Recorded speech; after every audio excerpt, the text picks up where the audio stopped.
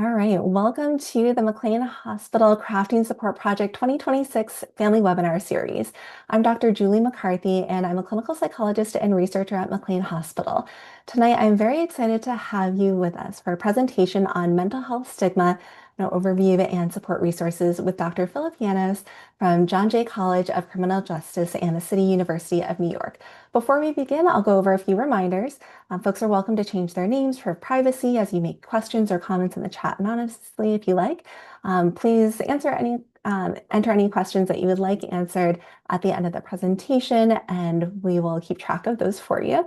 And we do ask that if you're up for it, to please participate in the polls or any chat questions to share, any comments or resources that you might like. And we are recording this presentation and the Q&A discussion. And when recordings are available, we will let folks know. And the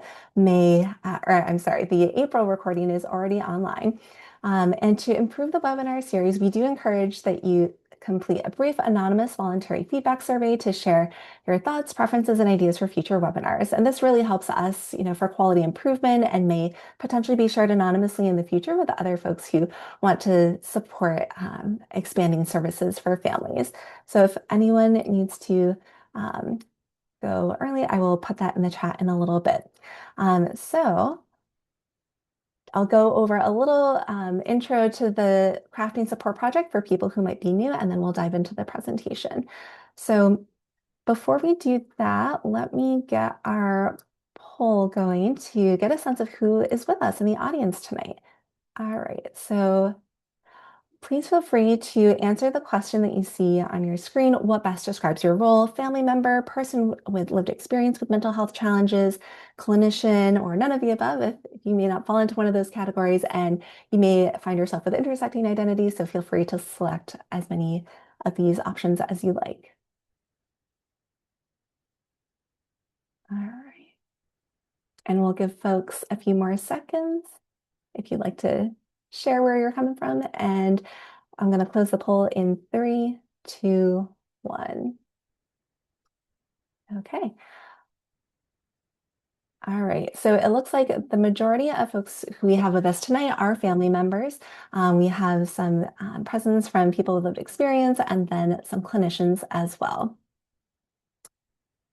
Okay, so why we're here is whether you have encountered folks in your personal life or your professional life looking for mental health support to help a family member. Sometimes we don't always know where to start, and this project really came from people asking those questions of me and people in my network. And so this is really meant as a platform to share evidence-based approaches and community resources that could really be helpful to individuals with mental health concerns, family members, and clinicians as well. And this is our schedule for 2026. And we have a great lineup. Past webinars are posted on YouTube. Feel free to check out the QR code or link there. And we also have, as another part of this project, one-on-one coaching with me or someone from my team. This is open to Massachusetts-based families. It's insurance-based, and we offer up to 12 weekly one-on-one, usually Zoom sessions. And if you're interested, feel free to get in touch with me. All right, so our next poll is kind of getting a sense of how familiar people are with one of our topics for tonight's presentation. So please feel free to respond to this next poll. Let me just get it going for you. Okay, so how familiar are you with narrative enhancement and cognitive therapy, also known as NECT? All right. And wherever your familiarity is, you are certainly more than welcome to be with us for the webinar tonight.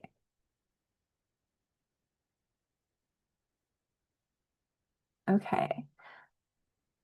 So I'll close the poll in 3, 2, 1. And the majority of our attendees tonight are new to NECT, so you are in the right place to learn more. We have some folks who are mildly or moderately familiar or potentially very familiar. Okay. All right.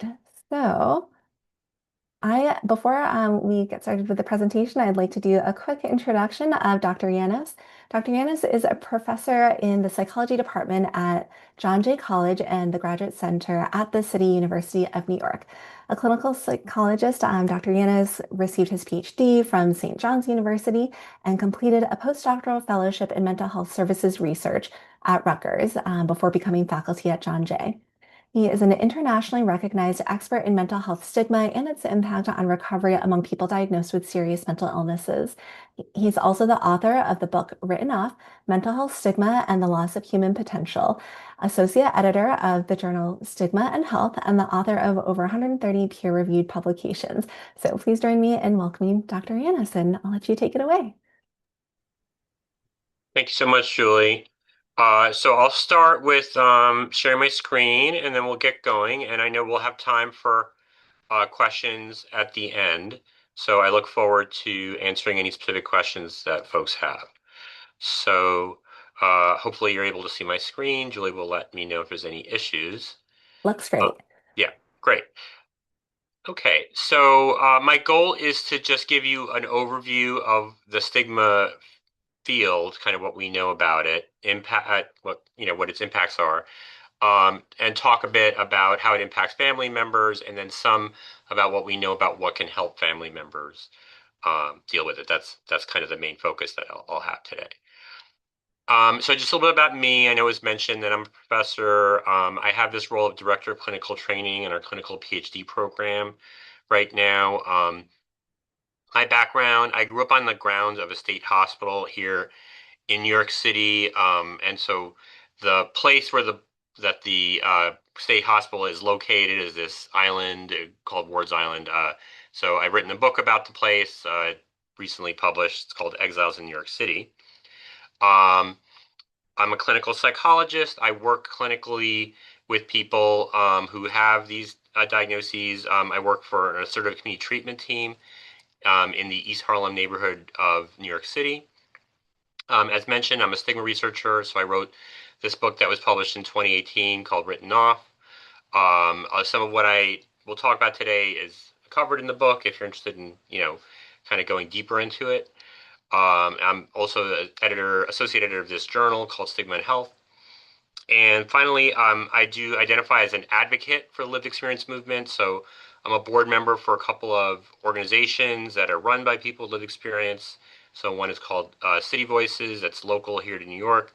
And the other is the Institute for the Development of Human Arts, or IDA, that is now kind of international. It just started in New York, but now it really has a global presence as a training organization. So I'm going to start with the scope of the problem, talking about community stigma, stigma concern, and self-stigma. I'll explain what those things are. Talk about how self-stigma impacts the recovery process. Briefly discuss approaches to addressing self-stigma, and then provide recommendations for family support. So first of all, what is stigma? What are we talking about when we use this word? The best way that I can explain it to folks is that it's an umbrella term that covers a whole range of processes. So sometimes people get bogged down on, stigma versus prejudice versus discrimination. All of those things are kind of encompassed in this. So it starts with the attachment of negative stereotypes to an attribute. There are many human attributes that are stigmatized, but we're focusing on mental health conditions or mental illness here. And so negative stereotypes might be, dangerousness, unpredictability, inability to recover, those kinds of things. And then people are aware of those negative stereotypes. They have this affective or kind of visceral response to it. And this can include emotions and even like kind of unconscious avoidance. There's behavior that people engage in, and this can include discrimination, things that are illegal, more subtle kind of avoidance or other kinds of rejection. It could also include collective actions that are represented in laws and the actions of organizations like media outlets. And then we have that it has an impact on the person themselves. And so they're concerned about how others view them, and then it also impacts how they view themselves. So all of those things go together in terms of stigma. A little bit of background is, when we think about motivations for stigma, it's been summarized that there are kind of three major ones that we can see with different characteristics in human experience. There's exploitation and domination, or keeping people down, which the archetypal situation where that would explain would be the oppression of people of African descent in the United States, where negative stereotypes developed after the institution of slavery already existed and kind of were developed to sort of justify it. We have norm enforcement, or keeping people in, which is really about trying to get people to conform. And we can see how, let's say, sexual or gender nonconformity is reacted to sometimes with actions and views that are meant to kind of get people to act in a certain way and conform to certain kind of roles. And then disease avoidance, or keeping people away. Really, we can see this with conditions like leprosy, or even with COVID-19, where stigma was driven by a desire to kind of avoid infection. So when we're thinking about mental illness, I often ask people about where they think mental illness fits in with these motivations. And often what I hear people say is that it kind of fits in with all three at times. So it's just something to think about. But these are kind of the major motivations for why stigma exists in human society. So thinking about the scope of the problem, I want to start by noting that stigma is not new. From what we know, it's existed throughout human history, and it especially has not been new to the post-deinstitutionalization era, which is sometimes suggested. So in the early part of the 20th century, there was a tremendous amount of enacted stigma here in the United States with the eugenics movement, which led to forced sterilization laws in most of the continental U.S. And then the U.S. eugenics movement had a big impact on the Nazi eugenics movement, which took these ideas and kind of took them further. And so Nazi Germany enacted the T4 euthanasia program, which occurred prior to the Holocaust that we all know about. And tens of thousands of people with mental illness were killed, in this program. And it was justified by the same negative stereotypes that we'll talk about in a minute. Predominantly this idea that people with mental illness were unworthy of life. So this is just some material from the American eugenics movement, talking about unfit human traits such as feeble-mindedness, epilepsy, criminality, insanity, alcoholism, and pauperism. And this is a map of the states that had forced sterilization laws as of 1935.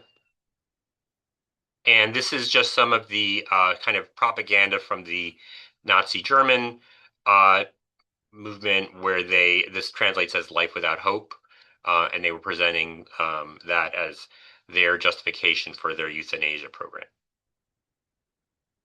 So when we get into the current era, sometimes people will kind of say, well, stigma is a thing of the past, but the evidence doesn't support that. And so uh, especially in the recent past, we don't have evidence of a decrease in U.S. residents' endorsement of negative stereotypes, especially about schizophrenia um, or intended social distance. And we also don't have a lot of evidence of that globally either.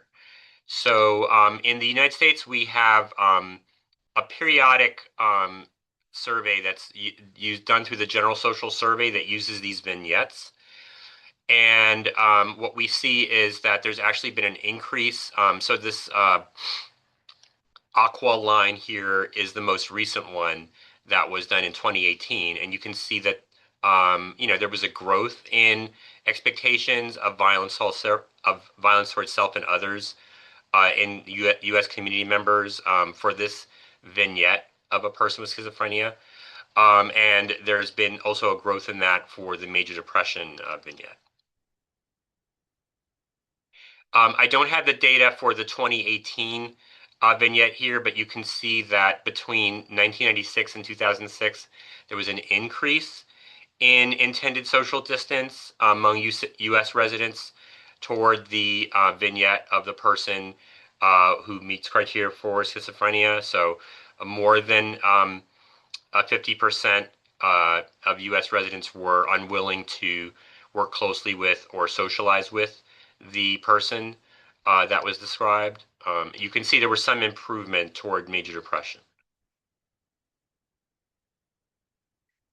In terms of global estimates, there's this study called the Stigma in a Global Context Study, really provides support that stigma is a global issue, even though there are countries where there seems to be less and there's countries where there seems to be more. Bernice Pescasolido and colleagues kind of identified a core of negative attitudes that seem to persist globally, which they called the backbone of stigma. And so these were likely to be violent toward others, not likely to be productive, unpredictable, and shouldn't care for children. And so this is a graph from their project. And I know there's a lot of information here, but basically, these are all the countries that they included. And Iceland is all the way to the left, and Cyprus is all the way to the right. And they're ranked from low to high in terms of stigma. And the US is kind of in the middle, right? But what you see is that even though, some of these attitudes did vary quite a bit, so family should keep it secret, for example, was much lower in Iceland than it was in Cyprus, and I think this is Philippines here. But these attitudes here were pretty much highly endorsed across the board. So they went from likely to be violent to unwilling to care for children. So that's what Pescasolido was kind of identifying as the backbone. So when we're thinking about people who've been diagnosed, the main question is, are they aware of it? Is this going to affect them? And research consistently finds that people who are mental health service users are aware of stigma, and a majority actually anticipate discrimination. And this is also supported by research that uses this perceived evaluation discrimination scale, which asks people if they think that most people would want a person with mental illness as a friend or coworker, etc. And we find that the majority of people endorse this. An interesting thing about anticipated stigma is that the largest group of people who anticipate stigma actually have not experienced discrimination. So it's interesting that you don't have to experience it to anticipate it. And this makes sense when you think about what our theory really is about how stigma develops, which is that it doesn't have to be experienced. So this modified labeling theory that Bruce Link developed is that we absorb these views through the socialization process as kids. Nobody is specifically teaching us this, but we just kind of pick it up through socialization. And since mental illness, in most cases, doesn't become part of one's life until sometime later, maybe adolescence, maybe young adulthood, maybe later, they don't know that this is going to relate to them. And it's not until they experience the diagnosis that they start to think about what it means about them as a person. And so this is just a graph that kind of explains the modified labeling perspective, which is that, you have a diagnosis and you're aware of negative stereotypes, and then the stereotypes take on this personal relevance, which means that you're suddenly concerned about how others are thinking about you. This is a quote from a colleague that I've done some presentations with named Dan Burstein, where he talks about his own experience of stigma before he was diagnosed. So he says, before I ever got sick with bipolar disorder, I took on an abnormal psychology class. One person in my group of friends made fun of every single mental health diagnosis that ever came up and every single treatment, and that person was me. And I remember sitting in the hospital after I was diagnosed, wondering if other people were thinking the same things about me. So essentially, you've learned that this is something that has these negative connotations, and then when you're diagnosed, it kind of hits home is that this could be something that other people are thinking about you. The impact of awareness of stigma, there's this theory that Pat Corrigan, the late Pat Corrigan, and Amy Watson developed about how people can react to being aware of it. And their theory is that there would be three different responses: indifference, righteous anger, and self-stigma. So indifference occurs if the person doesn't identify as a member of the group. It doesn't matter if they think that the stereotypes are legitimate. And so this could be somebody who's not aware or is in denial, but it could also just be someone who thinks they're different, they're not part of the group as others see it.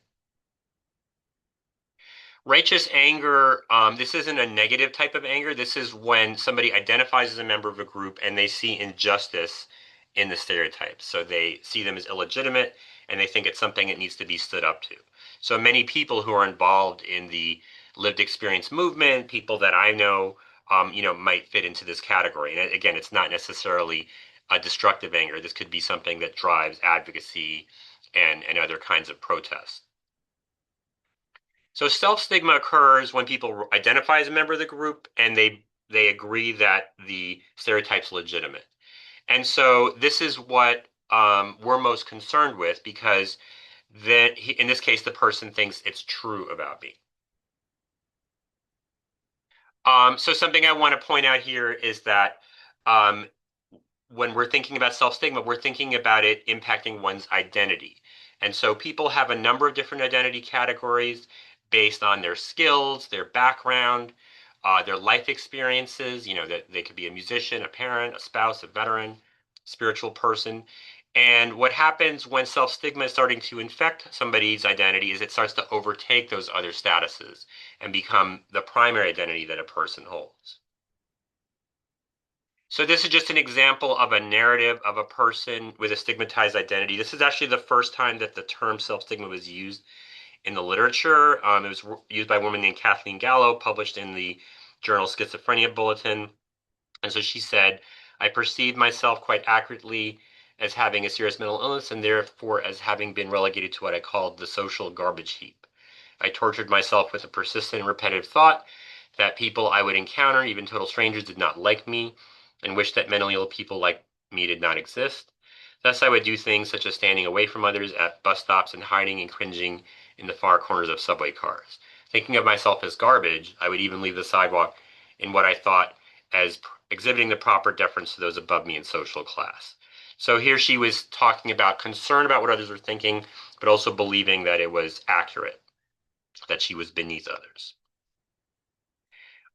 So sometimes I'll ask people like, well, how commonly do you think that elevated self-stigma will be endorsed? I don't have time to do that here, but what I can say is that there's a measure called the Internalized Stigma of Mental Illness Scale. It's been administered many places around the world, and we consistently find that it's about a third of people with serious mental illness who endorse elevated self-stigma. So it's not the majority, but it's a very significant subgroup. So this was a published review that included 80 studies and found this average of 31.3%.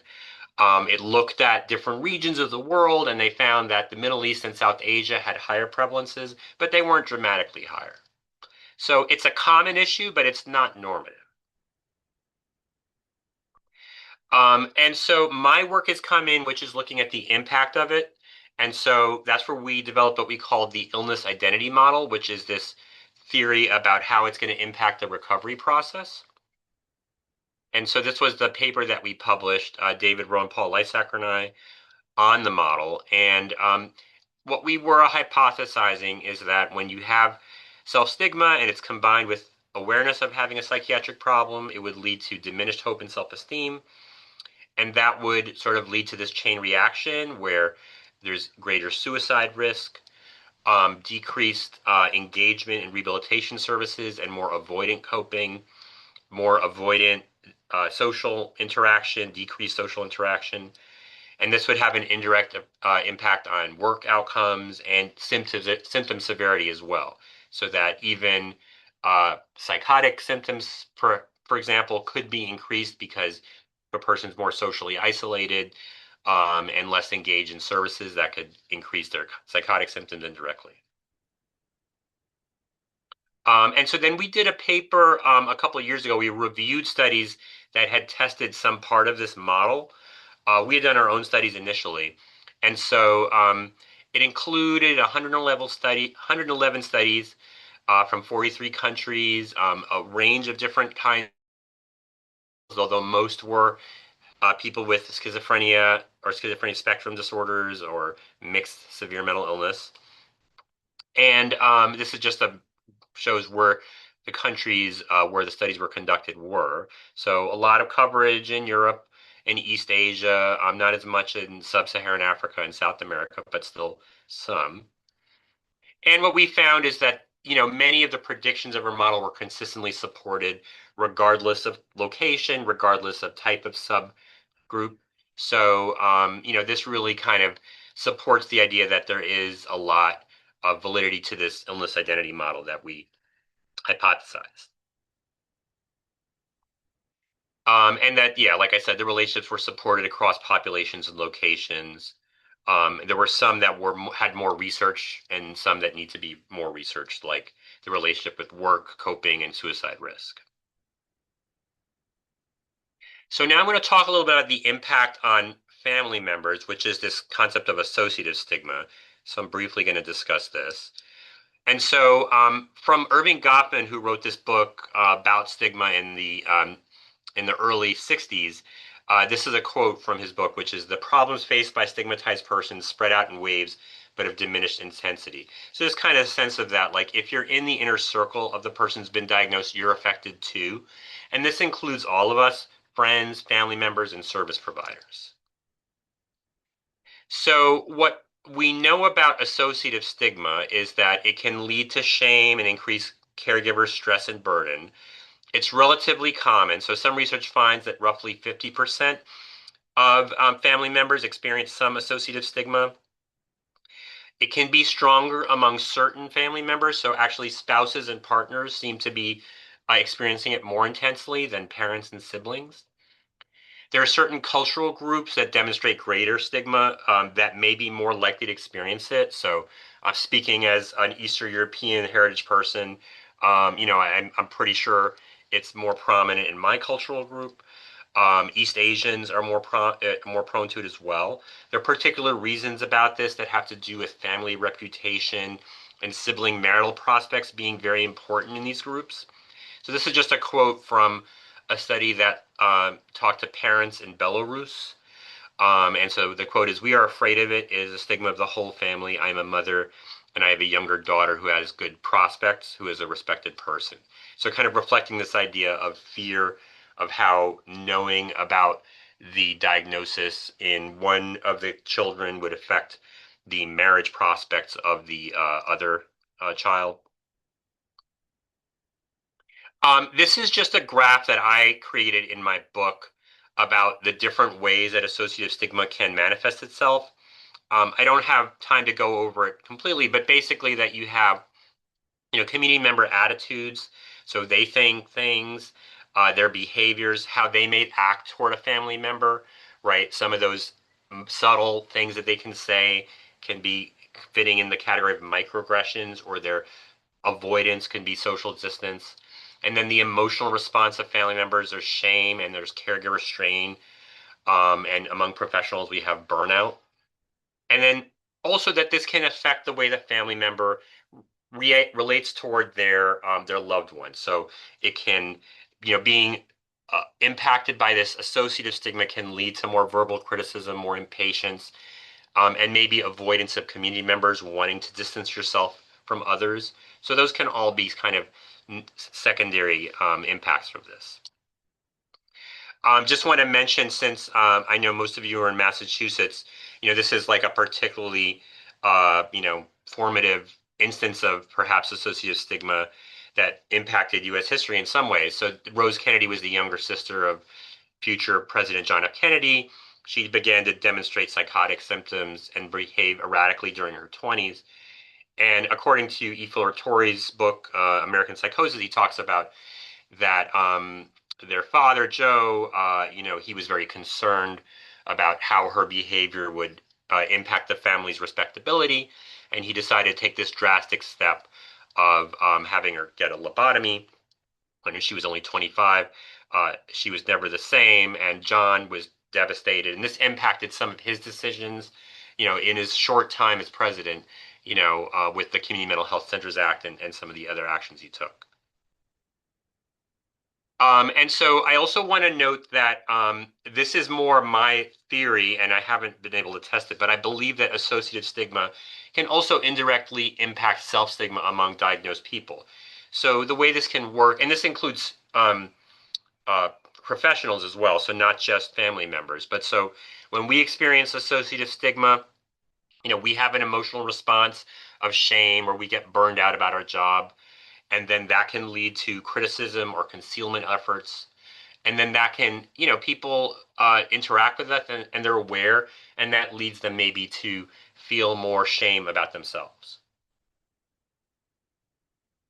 So my summary of the scope of the problem here is that, negative stereotypes are still commonly endorsed, and intended social distance is common, and anticipated discrimination is the norm among people with mental illness.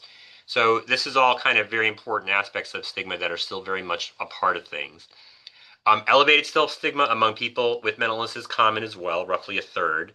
That it is impactful and impacts a range of negative outcomes related to recovery, and that associative stigma impacts family members and can potentially impact self-stigma.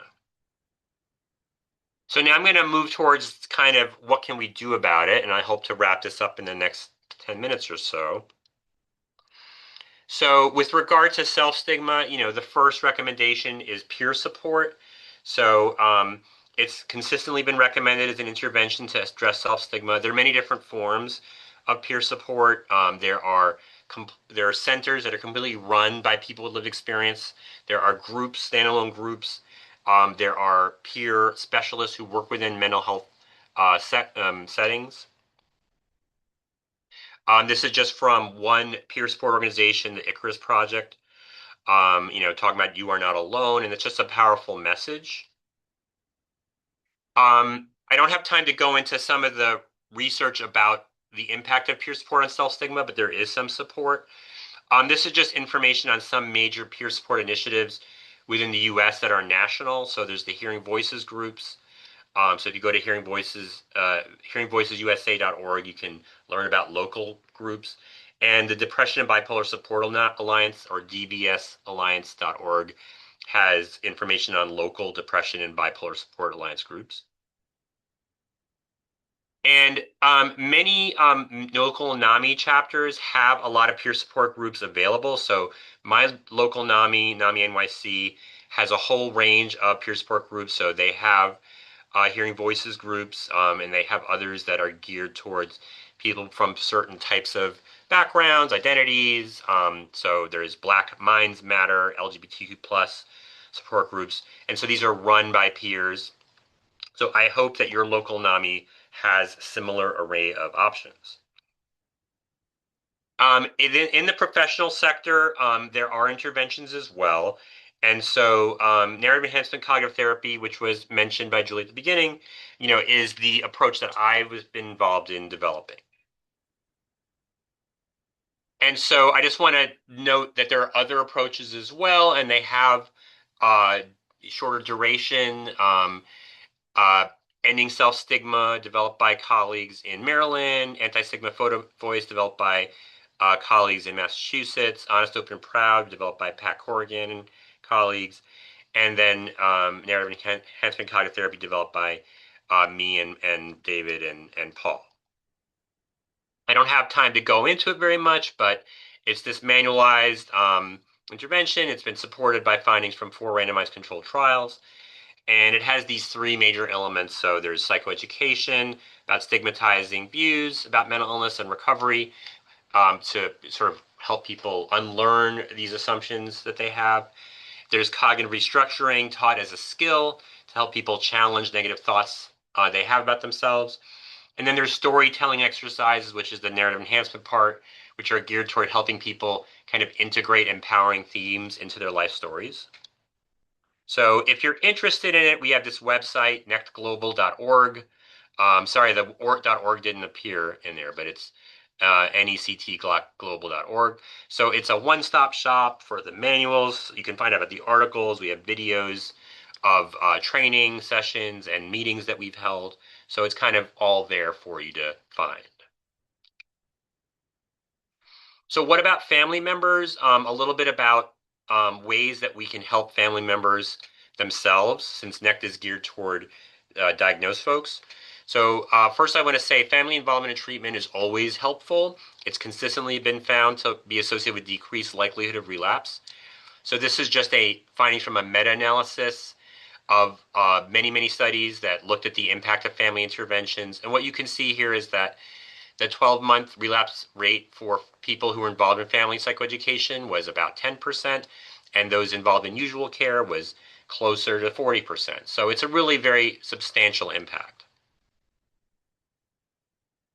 And so we don't know if family interventions can decrease stigma. We don't have a lot of research on that, but there was a review that gave recommendations on ways to reduce family stigma. And so they recommended transformative education, sharing and disclosure, and social networking and support. And I think a lot of these can be met through interventions that are offered through local NAMI chapters.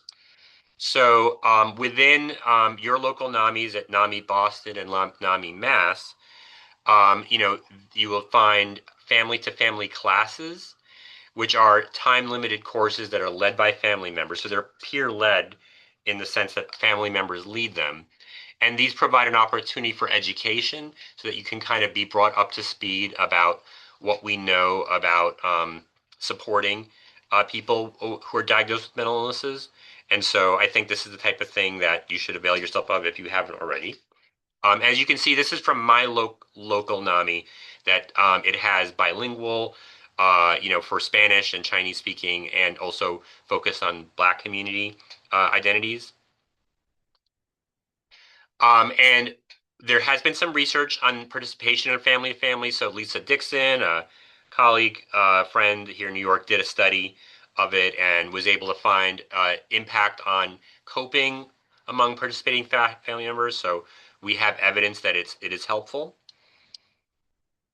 And then support, right, is the other part. We talk about education. So support is more ongoing, engaging with other people, connecting with people who have common experiences. And so through my local NAMI, there's a range of family support groups that people can drop in on and be a part of. And so I'd say look at what your local NAMI chapter offers. If it's NAMI Boston or NAMI Mass, take a look at their websites. But in my local NAMI, you can see they have support groups that are geared toward people from the AAPI community, the Black community, Spanish-speaking communities, etc. So the take-home message regarding family stigma is that family engagement and treatment is associated with significantly decreased likelihood of psychiatric relapse. So you being engaged is helpful. Participation in family education and support can improve family member coping and decrease their experience of associative stigma. So remember, I was saying that we can pass it along to the person when we're experiencing burnout or we're experiencing that strain, but we can relieve some of that strain by getting support and we can be better supporters through that. And so emphasizing that NAMI chapters offer resources. These are free resources, and they're for family education and support. So I encourage you to take advantage of them and, connect with people in your community of similar experiences. So that's it. I'm relatively on time, I think. So I want to thank you for your time and I welcome your questions. And I think Julie is going to field them for you. Thank you so much for that excellent presentation, Dr. Yanos. So let's see. Feel free to put your questions in the chat if you have them. Someone just shared that they just bought your book. Okay, appreciate And that. so Mhm. to kick us off for the Q&A, I'd love to hear a question that has come up with a number of the family members that I've worked with, which is how can family members perhaps help a loved one who could likely benefit from mental health treatment when their loved one finds it stigmatizing to seek help? Right, right. So just the act of going to treatment has, is kind of a challenge to them sense of themselves, right? Mm, hmm. Yeah. So, I don't have an easy answer to that. What I will say is, offering them information about some of these peer-led alternatives could perhaps increase engagement. Hmm. Again, you don't know what someone's going to say, but it can definitely normalize the experience, right? Hmm. And take away that sense of like this is a terrible thing. And perhaps that can open the person up to some treatment, right? So like my Hmm. friend Sasha DeBrule, who he co-founded the Icarus Project, he always leads the meetings he runs saying like, if taking medication is a choice, but I want you to know that I take medication, right? And it's helped me. So he leads by example with that, but he's also saying like, I'm not saying that you have to do this. So those are the kinds of messages that can make it feel okay, I think. So Hmm. those are some things that I would say could be done. Um, Yeah, and I think all of it comes down to, helping the person connect with the right provider. So That's maybe such a they good had a bad point. experience with a provider, Hmm. and that made them feel like they're going to be judged. Right. And saying like, let's give it a try, let's go to a different place and see, Hmm. how it goes. And maybe you're going to meet that cool therapist that you can relate to and you feel isn't judging you. So I Hmm. think I think it's hard, and Yeah. maybe virtual options can increase some of the Hmm. avoidance, right? Because sometimes you hear that people are saying, well, just being seen walking into the clinic, right, is, Very and if you true. live in a small community, your car is noted or whatever. Hmm. So Hmm. maybe virtual can offer some options there that can help get the foot in the door. Although I think a lot of Hmm. in-person services, you know, are helpful. But those are some of the things that I would suggest to try to offer that. Yeah. I work for an Thank ACT you. team, so I go to people's homes, and Right. but that's a limited resource, right? So ACT is not Definitely. offered to everybody. People usually get it after they've had a bunch of hospitalizations, and we're Hmm. trying to prevent that. So, Right. Right. that's some of the challenges. Of course. Thank you so much. And one of the questions that our attendees had put in the chat that I've also heard as well is, you know, what do you feel like might be helpful for families either to do or say when they have a loved one who blames the family member for their circumstances or for their diagnosis or for their hospitalization? Mm, Any thoughts there? hmm Well, blame for the hospitalization, that might be true, right? Fair. But it was done from a place of love and a Yeah. place of concern. Hmm. And I think that that's something that therapy, participating together in therapy can facilitate, right? So Hmm. that people can explain where they're coming from and be able to accept each other and still love each other despite differences of opinion, right? Hmm. So people might not come around to agreeing that it was necessary, but they could say, I understand why you did this, Hmm. Hmm. Right. right? So that could be helpful. Blaming for the disorder or the diagnosis or whatever, I mean, that could be more problematic and it could be rooted in a story that the person is telling themselves Mm. that could be maladaptive.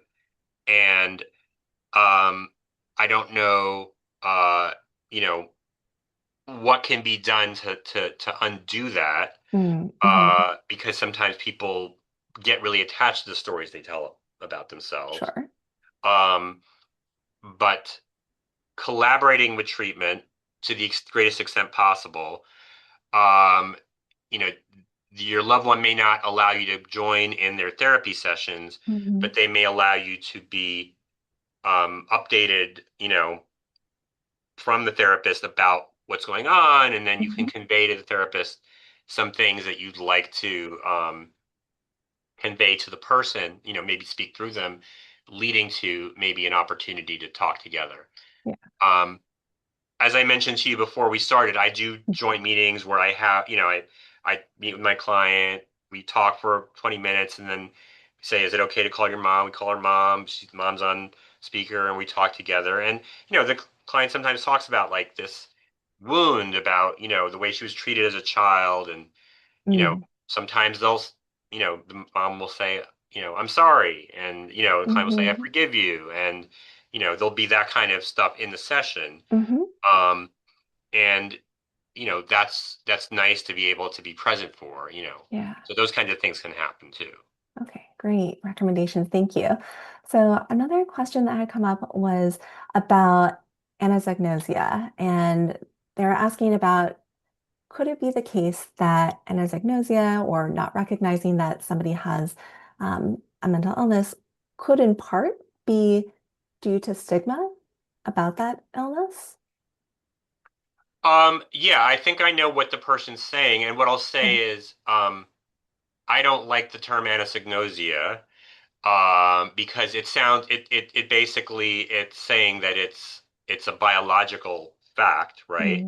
Mm, mm, I think what the question is suggesting is that, well, could it be a defensive process, right? mm, Which is like this is an unacceptable um thing, hmm for me, and as a result, I'm going to decide um that it's not possible. It couldn't possibly be true, right? mm, hmm So yeah, so it could very much be wrapped up in stigma, and I've seen it many times, hmm in my clinical experiences. Um, and I think what that means is that it can be worked with psychologically, right? Yeah.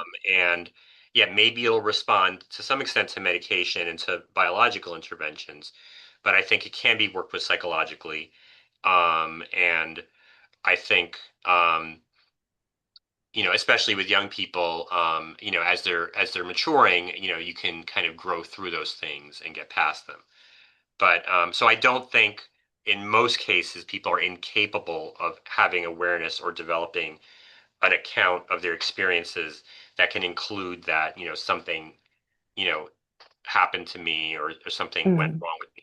hmm In my work with Kim, who I know is here, with Kim User, we've focused on trauma and PTSD hmm as a co-occurring condition, and often that provides a hook to getting past that unwillingness to acknowledge something, because um, you're framing it in terms of things that have happened to you, Like an right? external event. Yeah, Yeah. rather than hmm something that's biologically, wrong. Yeah. hmm And of course, they can both be true, right? And hmm and and that's our model, is that people have, predispositions, right? hmm And then things happen, and it brings it out, Yeah. right? Sure. And many people have the predisposition and they don't have that experience, and it doesn't come out, Mm, hmm and so hmm that's kind of bad luck, that it happens to some people. And the predisposition has its advantages too, right? Because Yeah. that means you're a sensitive person, and that's associated with, with creativity and empathy and all kinds of good things. Mm, hmm But it also means that you're more susceptible to, you know, um, the impacts of some of these life events, some of which are traumatic, and that can sometimes lead to these kinds of experiences that we Right. call psychosis or extreme states and things like that. Sure. Yeah. Thank you so much. So another question that had come up was the idea of seeing someone for peer support, whether that be individual or maybe in a group setting. Sometimes loved ones may see meeting with a peer specialist or certified peer specialist as an act of quote acceptance that that loved one has some mental health challenge themselves. So it Hmm. can get a little bit tricky there. Any suggestions on how to potentially broach that option or frame it in a way that seems as approachable as possible? So, just to be clear, so that Sure. the peer, the relationship with the peer is is not a positive for the person. I just want to be clear on. Right. Yeah. Yeah. So hmm that if hmm you're saying, oh, this is a peer specialist, someone who's gone through what I've gone Yeah. through, Right. but I don't think that I've gone through that. If I see them, that would be a confirmation hmm that, yes, Right. I So then they have might had an issue. avoid interacting with them too. Mm-hmm. Yeah. Yeah. I mean, and I mean, I think that's one of the reasons why we developed NECT was because Hmm. one of the findings with from the peer services literature, right? So there was this big study that was done in the late 90s, the Consumer Operated Services Project COSP, right? And one of the big, um, findings was that, about half of people who got the referral didn't stick with it, right? Mm-hmm. So we know that peer services are impactful, but only if people continue going, Right. right? So yeah, the problem of not wanting to go, occurs in the professional sector too. Sure. But there are other reasons why, people might go for their professional services. So we wanted to offer something that they could access there. So yeah, it Mm-hmm. doesn't work for everybody. Hmm. And I guess the main message that I want to give is that we want to try different things and give people options Mm-hmm. and see what will reach them, Yeah. to get past this barrier of stigma. Hmm. So I was actually thinking about that for NECT. How do hmm you usually pitch NECT to people who might access it as a service?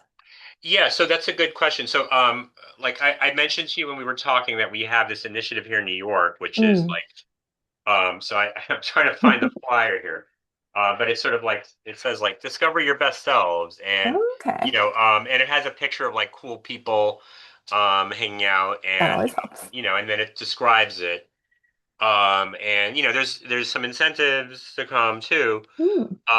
and so we've been able to recruit, a pretty, good number of people through that. Mm. And Hmm. then, people who show up to the first session, you want to do everything you can to kind of make it appealing. And part of that is like them feeling out the other people who went and the Mm. facilitators Hmm. and, um, and then you're giving them the workbook and you're like, we're going to go through this together.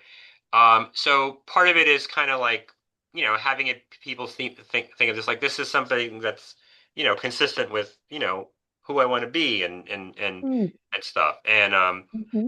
the hardest session to get people to go to is the first session, right? Yeah.